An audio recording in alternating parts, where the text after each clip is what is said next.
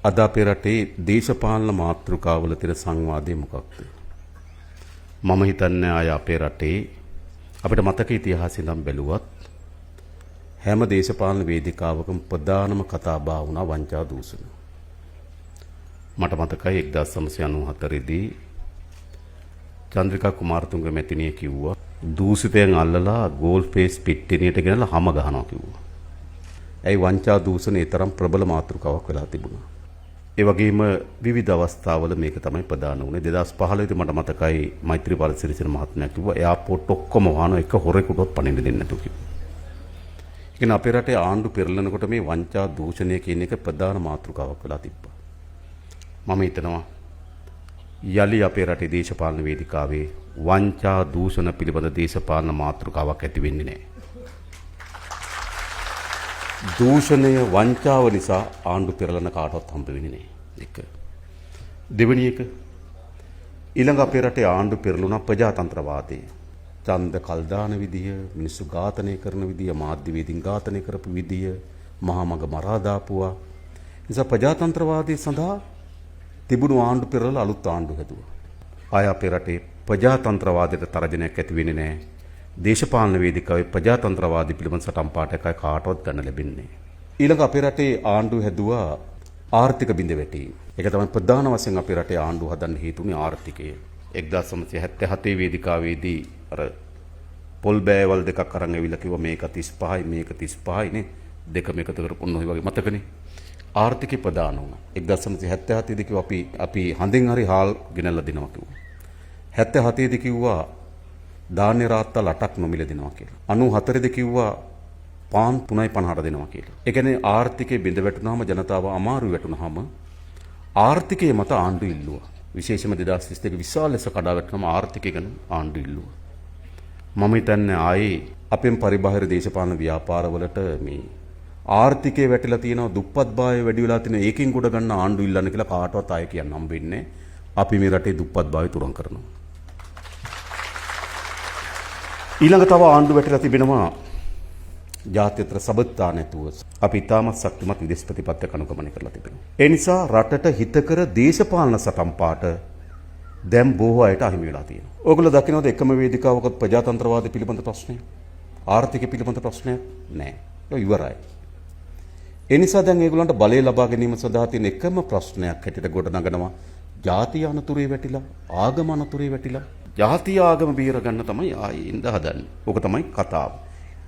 අනිත් දේශපාලන සාකච්ඡා ඔක්කොම නැති වෙනකොට ඒගොල්ලෝ මෙතෙන්ට තමයි එන්න හදන්නේ. අපිට ඒක තේරෙනවා. වෙන දේශපාලන වේදිකාවේ මුකුත් කියන්නේ නැහෙනේ. මේක තමයි කියන්නේ සිද්ධ වෙලා තියෙන්නේ. ඒත් අපිට මේ පිළිබඳ ඉතාමත් අර නිකන් මතු පිටින් ඉල්ලපු අපේ රටේ ජාතිය ආගම ඉතිහාසය පිළිබඳ දැක්මක් නෙවෙයි තියෙන අපිට දැක්මක් තියෙනවා කොහොමද රටක් ගොඩනගන්නේ. කොහොමද ගොඩනගන්නේ? ඕනෑම රටක් ගොඩනගනකොට ඒ රටේ ඉතිහාසය, ඒ රට ගොඩනැගුණේ කොහොමද කියන එක වැදගත්. ඒ රට ගොඩනැගුණු අත්තිවාරම මත තමයි ඕනෑම රටක සංවර්ධන සැලසුම හදන්නේ. අපේ රට ඉතිහාසය ගොඩනැගුණේ කොහොමද? අපේ රට ඉතිහාසයේ ගොඩනැගීමේ ඉතා වැදගත් කාර්යභාරයක් කරන්නේ මිහිඳු මහරහතන් වහන්සේගේ අපේ බෞද්ධ ආගමේ ආගමනය තමයි අපේ රට ශිෂ්ට සම්පන්න ජාතියක් බවට පත් කරමින් ගොඩනැගෙන්නේ. අපේ අධ්‍යාපනයේ ප්‍රධාන මූලස්ථාන බවට පත් උනේ පිරිවෙන් අධ්‍යාපනය. අපේ ගෘහ නිර්මාණ ශිල්පී ප්‍රධාන තැන් බවට පත් උනේ පන්සල් විහාරස්ථාන. අපේ කළමනාකරණ විශාල ප්‍රමාණයක් ගොඩනැගිලා තිබුණේ පන්සල් ඇතුලේ. ඒ නිසා මේ සමාජයේ ගොඩනැංවීමේදී බුදුරජාණන් වහන්සේගේ බෞද්ධ ධර්මයේ ආගමනය අපේ රට විශිෂ්ට සේවාවක් කරා. ඒ නිසා ඒ හා බැඳුණු සංස්කෘතියක් ගොඩනැගෙන්න පටන් ගත්තා. ඒක අපිට වැවයි, දාගබයි නේද? ගමයි, පන්සල මේ ආදී සංස්කෘතියක් ගොඩනැගෙන්න පටන් ගත්තා. ඒ බෞද්ධ ආගමත් එක්ක ගැට ගැහුණු ආර්ථික ක්‍රමය තමයි මේ මොහොතේදී තිබුණු කුසිකර්මාන්තය. එනිසා අපේ තාක්ෂණයේ හැකියාවන් ඔක්කොම ගොඩනැගෙන්න පටන් ගත්තේ කොහොමද? කුසිකර්මාන්තය කේන්ද්‍ර කරගෙන. අපේ ජනාවාස බිහුනේ කොහොමද? කුසිකර්මාන්තය. පළමු ජනාවාස අපේ ඉතිහාසය හඳුනා ගන්නවා. මල්වතු ඔය අසබඩ අනුරාධ ග්‍රාම, අනුරාධපුරයේ දෙන්න. කලාව ඔය අසබඩ විජිත ග්‍රාම. අපේ ගම්මාන ගොඩනැගෙන්නේ මේ කුසිකර්මාන්තය මත පදනම්. අපිට විශාල තාක්ෂණය බිහි කරන්නේ වාරි කර්මාන්තය ඇතුළේ. කලාවේ විඳන් තිසාවැව දක්වා නේද? අඟලට බැස්මක් සහිත මහා යෝධයාලේ වතුර ගෙන යන විස්පිත නිර්මාණ හැදෙන්නේ වාරි කර්මාන්තය ඇතුළේ. බිසෝකොටු අපිම සොයාගත්තු නිර්මාණයක්. මඩසොරව අපිම සොයාගත්තු නිර්මාණයක්. එල්ලංගා පද්ධති අපිම සොයාගත්තු නිර්මාණය. එතකොට මේ මත තමයි අපේ ඓතිහාසිකව අපි ගොඩ නැගෙන්නේ. බෞද්ධ ආගම, ඒහා බැඳුණු කුස කර්මාන්තය, වාරි කර්මාන්තය, ජන ජීවිතේ මෙහෙම තමයි ගොඩ නැගෙන්නේ. ඒතර ඒක තමයි පදනම. ඕනෑම රටක් තමන්ගේ ආර්ථික උපාය මාරය හදාගන්නේ ඒ රට ගොඩ නැගුණු ඓතිහාසික තත්ත්වය තේරුම් අරගෙන. අපේ අධ්‍යාපන රටාව හැදින්වීම, අපේ ජීවන ගති පැවතුම් හැදින්වීම.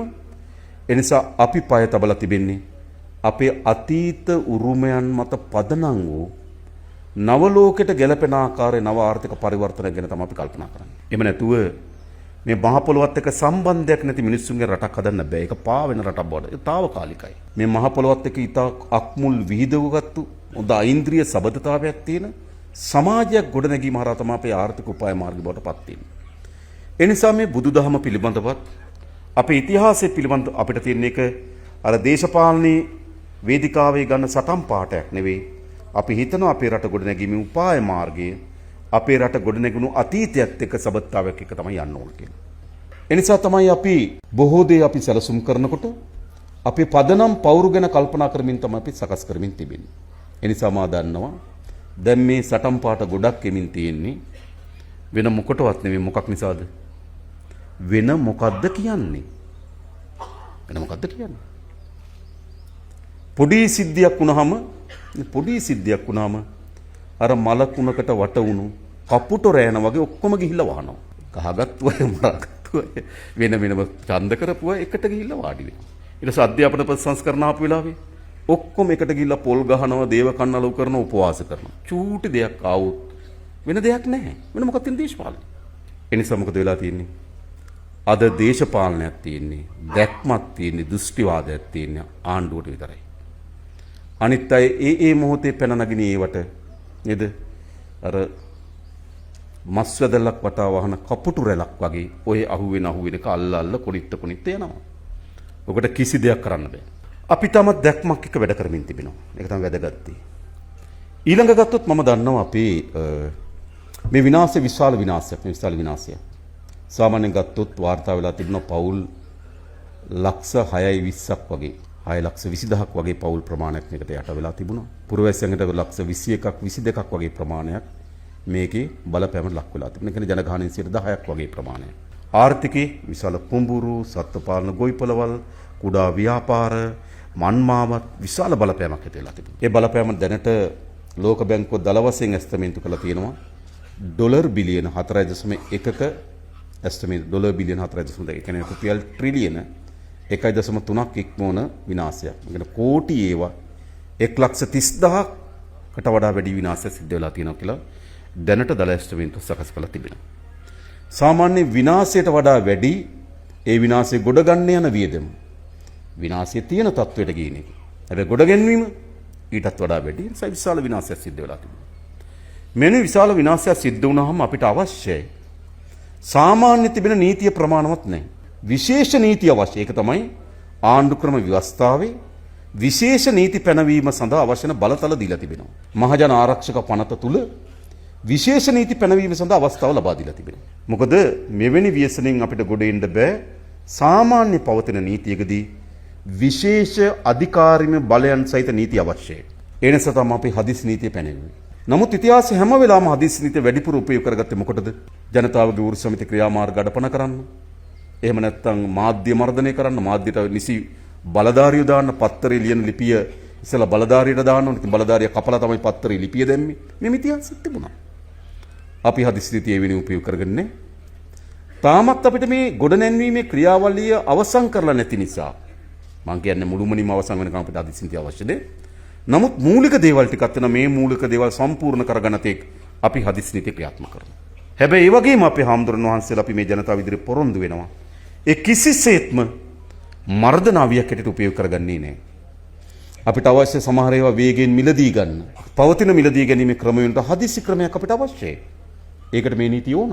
අපිට සමහර ප්‍රසම්පාදන ක්‍රියාවලියලා කොන්තරම් පිරිනමන්න ගියත් ලොකු කාලයක් යනවා. හැබැයි එහෙම කාලයක් ගත කරන්න බෑ සාමාන්‍ය නීතිය යටතේ. ඒ නිසා අපිට හදිසි නීතියක් අවශ්‍යයි. ඒ නිසා හදිසි තත්වයන් නේද ප්‍රසම්පාදන ක්‍රියාවලිය වේගවත් කරන්න, මිලදී ගැනීමේ ක්‍රියාවලිය වේගවත් කරන්න, සමහර ඉඩම් අත්පත් කර ගැනීමේ ක්‍රියාවලිය වේගවත් කරන්න, අපේ රාජ්‍ය නිලධාරීන්ට අවශ්‍ය වෙන රැකවරණ දෙන්න, වට ආරක්ෂාව දෙන්න ඕන. ඒ ආරක්ෂාව දෙන්න සාමාන්‍ය නීතිය යටතේ ගියොත් සාමාන්‍ය ක්‍රියාකලාපය හැබැයි දැන් අපිට විශේෂ නීතියක් අවශ්‍යයි. ඒ විශේෂ නීතියෙන් අපි රාජ්‍ය නිලධාරීන්ට ආරක්ෂාව ලබා දෙනවා. ඒ නිසා තමයි අපි හදිසියේ නැවත මාසකින් දීර්ඝ කරන්න කල්පනා කරලා අපි මාස කිහිපයක් දීර්ඝ කරමු. දීර්ඝ කරලා අපි මොකද්ද කරන්නේ? මේ දිට්වා කුණාටුවෙන් විපතටපත් ප්‍රදේශ අපි කියා වේගින් ගොඩනගී යුතු ප්‍රදේශ වලට අවශ්‍ය නීතිමය රැකවරණ අපි දෙනවා. එමෙත කිසිසේත්ම අපි ඒක මර්ධනීය උපකරණයකට පාවිච්චි කරන්නේ නැහැ. ඊළඟ විශේෂයෙන් ගත්තොත් අපේ අපේක්ෂාව මොකද්ද? මොකද්ද අපිට කරන්න තියෙන්නේ? ඇයි අපේ ආණ්ඩුවක් ගොඩනගාගෙන මේ රටේ ජනතාව අපේක්ෂා කරේ? මම ඇහුවොත් ඇයි? අපි අලුත් අය අපේ පාලන අත්දැකලා තිබුණේ. අපේ පාලනයන් පිළිබඳ විශාල බියක් හදලා තිබුණා. දීපල තියනගේ දීපල පවරගනි. රාජ්‍ය සේවය මුළුමනින්ම බිඳවට්ටලා ඒගොල්ලන්ගේ යදාගනි. ව්‍යාපාර තියනවනම් ඒවා පවරගනි. මොකද්ද මහා විකාර කතාවක් කිව්වනේ. සමහර අය ඇත්තටම හිතුවා එහෙම වෙයිද දන්නේ නැහැ කියලා. හිතපුවා හිටියේ. නමුත් ජනතාවේ ඔක්කොම පැත්තකින් තියලා අපේ ආණ්ඩුව පිළිබඳ බිය සැකය ඔක්කොම හදද්දී සමහර විට අපේ මේ දිස්ත්‍රික්ක වල ඉන්න බොහෝ අපේ නායකයන්ගේ නම් ගම් දන්නේ නැති කාලෙක ජනතාව ඉස්සරහට අවිලා කතරයක් ගාලා අපේ ආණ්ඩුව හැදුවා. ඒක ඉතාමත් නිර්භීත පියවරක්. කුමක් වෙනුවෙන්ද? මේ රට ගොඩනගන්න. හැම ජනතාවගේ අපේක්ෂාවක් තිබුණා මොකද්ද? තමන් ඉන්න ජීවිතේ වඩා හොඳ ජීවිතයක් උරුම කරගන්න. අපේ රාජ්‍ය සේවය කාර්යක්ෂම කරගන්න ඕන. අවශ්‍යයි. අපේ නීති විධාන ආධිපත්‍ය තහවුරු කරගන්න ඕන. අවශ්‍යයි.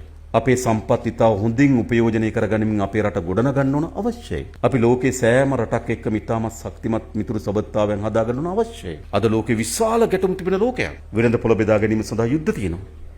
සම්පත් සඳහා යුද්ධ තියෙනවා. එක් විදියට බලකඳුරු ගණනාවක් හැදිලා තියෙනවා. අපේ රට පිහිටීමේ ඉතාම වැදගත් වෙනක අපේ රට පිහිටා තිබෙනවා. ඒ නිසා මේ හැම බලකඳුරකම අපේ රටේ පිහිටීම වැදගත්කම පිළිබඳව සැලසුමක් තියෙනවා. කොහොමද මේ වැදගත් වෙනක පිහිටා තිබෙන රට තමන් ලෝකෙට තමන් භූදේශපාලන සකස් කර තිබෙන න්‍යාය පත්‍රයට ලංකාවේ භූමිය උපයෝග කරගන්නේ කොහොමද? ලෝකේ වෙළඳ පොළ යුද්ධයක් තියෙනවා. ලෝකේ නේද සම්පත් බෙදා ගැනීම යුද්ධයක් තිබෙනවා. ඒ යුද්ධයට අනුරූප වන පරිදි අපේ මාතෘ භූමිය උපයෝග කරගන්නේ කොහොමද? ඒ සඳහා න්‍යාය පත්‍රයන් තියෙනවා. හැබැයි අපි ඉතාම සංකීර්ණ ලෝකයක සංකීර්ණ විදේශ සබඳතාවයන් ගොඩනැගිලා තිබෙන ලෝකයක අපි තම ශක්තිමත් ලෙස අපි අපේ රටේ විදේශ ප්‍රතිපත්තිය අනුගමනය කරමින් ඒක වැදගත්. අපේ ඉතිහාසයේ ඇතිතරම් පාඩම් කියලා දීලා තියෙනවා. අපේ විදේශ ප්‍රතිපත්තිය ඇති වී තිබුණු වැරද්ද නිසා අපිට ඇතිවෙච්ච ප්‍රතිවිපාක. අපේ රටේ කුඩාවට පැවතුණු බෙදුම් ආදී ව්‍යාපාර පොඩි ඒවා තියන් මා ශක්තිමත් ව්‍යාපාරයන් බවට පත් වෙන්න අපේ රටේ විදේශ ප්‍රතිපත්ති වහල් වුණා. ඒ නිසා මම හිතන අපිට වැදගත් ඉතාමත් ගැඹුරු සංකීර්ණ ලෝකයක් තුල ශක්තිමත් විදේශ ප්‍රතිපත්තියක් හදාගන්න. අපි ඒ දෙක කරමින් තියෙනවා. ඉතින් ජනතාව අපෙන් ඒ දේ අපේක්ෂා කර අපි අපේක්ෂා කරපු දේ ඉටු කරමින් තිබෙනවා. ඒ නිසා මම හිතනවා බොහෝ අය හිතුවා මේ දිට්වා කුණාටු විශාල විනාශයක් අපිට ගෙනත් දෙවි කියලා.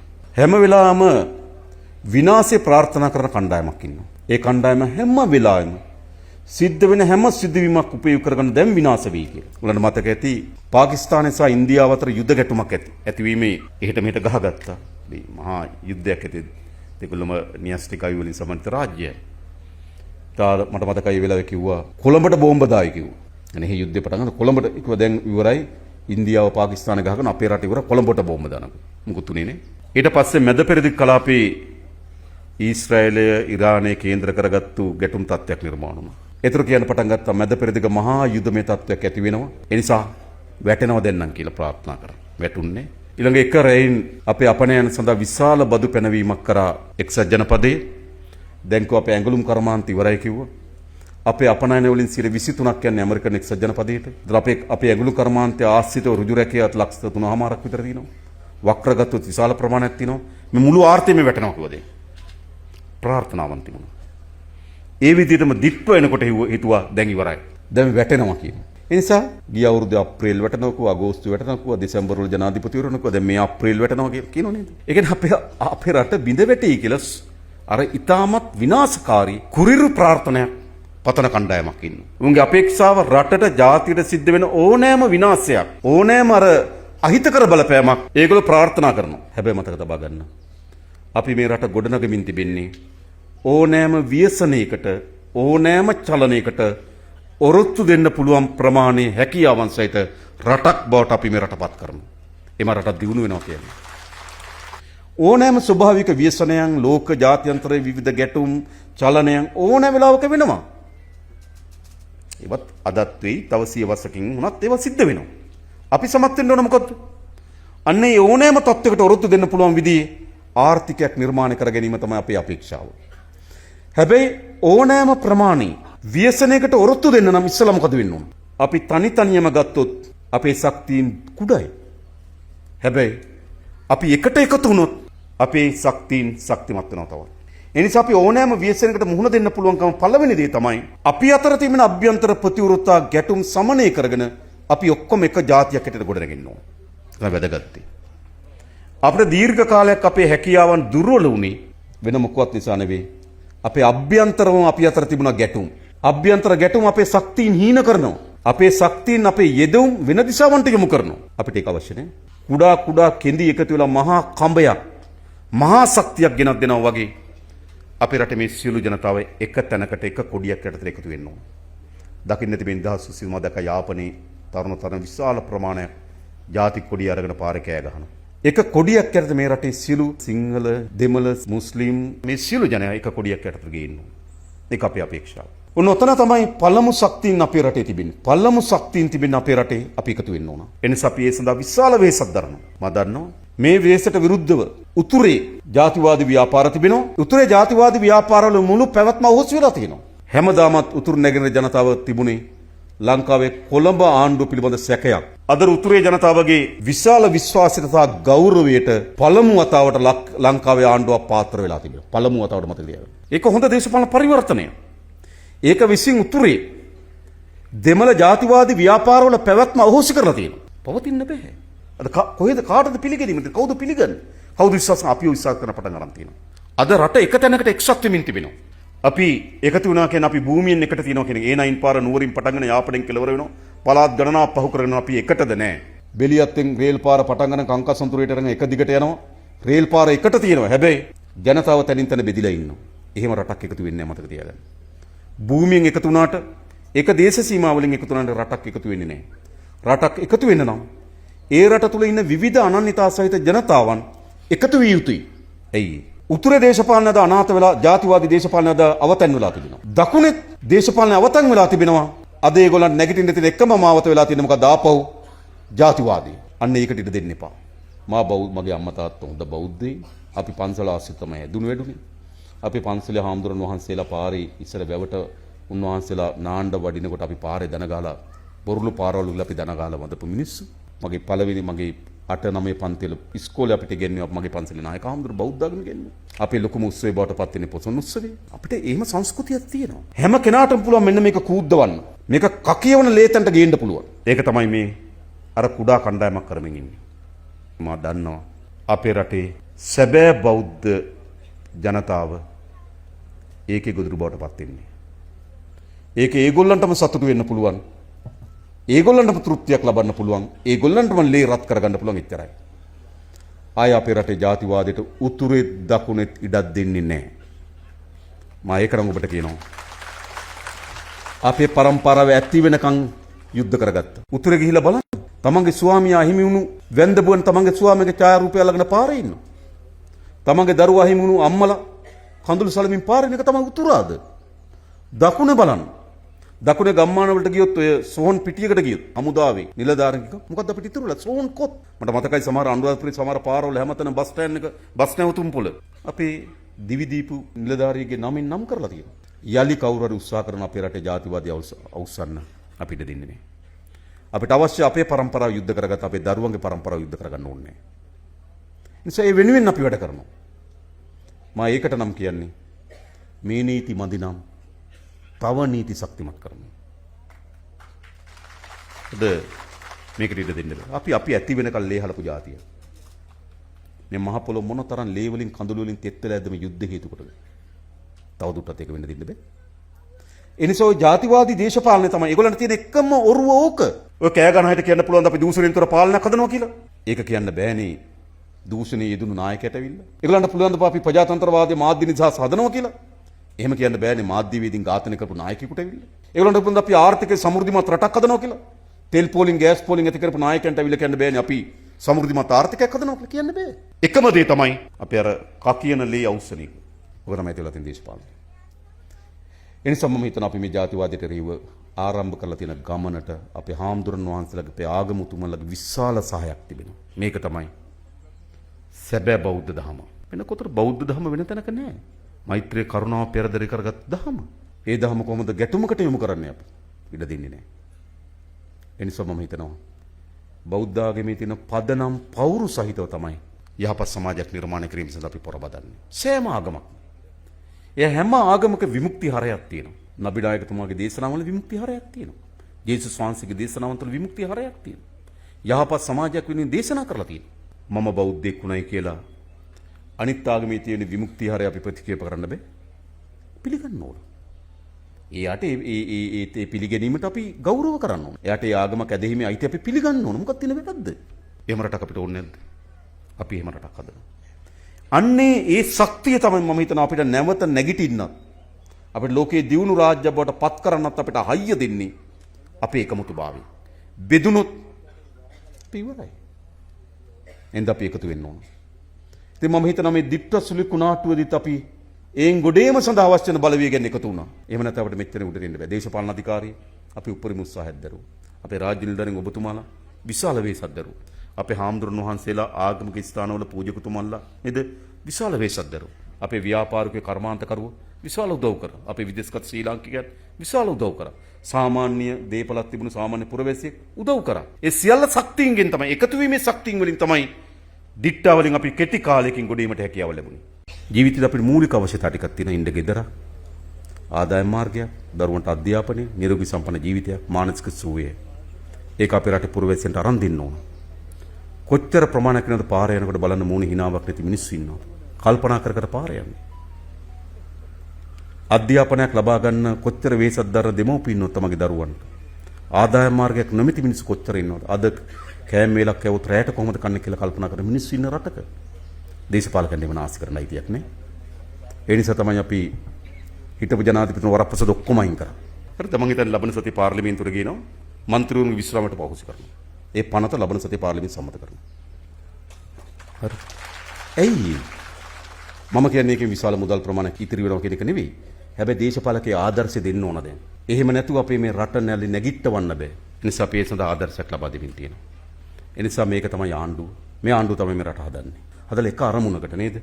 වැඩ කරමු. එහෙම වැඩ කරොත් අපිට මේ රට අපේ ජනතාව අපේක්ෂා කරන රටක් බවට පරිවර්තන කළ හැකියි. අන්න ඒ වෙනුවෙන් අපි හැමදෙනාම එකතු වෙමු කියලා ආරාධනා කරමි. මම නතර වෙනවා. බොහොම ස්තුතියි හැමදෙනාට.